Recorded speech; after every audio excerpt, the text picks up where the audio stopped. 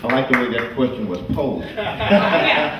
Panelists. I mean, you look at really the way a lot of the projects are done, and I can just tell you it's different for really almost everybody.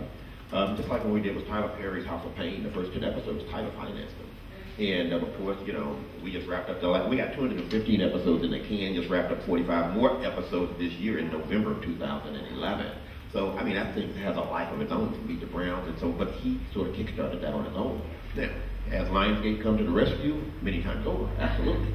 But when you look at the model, and you're looking at a lower budget property, because you can do so much more with less these days, I really mean that you just got to reconsider that those numbers that you read historically, they just don't exist anymore. Those deals are not there. If you're talking about in Houston, the only film bank that I know is Sterling Bank, and it's the Conroe location. And they do have criteria, just like anyone else that's lending money, because most people think that banks just make money because you've got a checking account there, and they really don't. That's why they say you can have a checking account for free. Yeah. They really make their money in making loans. And there was a banker over at Wells Fargo that made me understand that. He said, if we stop loaning money, we close.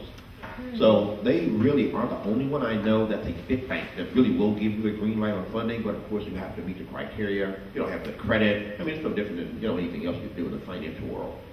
You've also got some private funds around the country that does the lower budget financing, meaning that $2 million or less. It's a lot more of those than the larger powerhouses. Normally you got to get into LA or New York or find somebody that's willing to invest in that film. But quite frankly, you can shoot a film less expensively than probably the numbers represent. I know they just shot a film out in Vegas. I think that film cost $750,000, excluding talent. And all of the talent took a piece of the action. And I think it's going to be hot. It's coming out the first half this year. Won't announce it right now, just because it has not been released. But you've got private funders. They've got a lawyer out of Florida. And they've got a film fund, and that's all they do is fund film projects. And I mean, they screen it. They make sure they know who they're doing business with. But the money is there.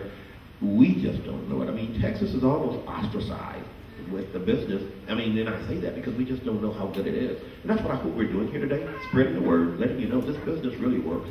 It's not going away. Entertainment is not leaving. It will not. It will be here with or without you. So please take a note. Be a part of it or get left behind. And I don't say that to be mean, but you just got to work at it.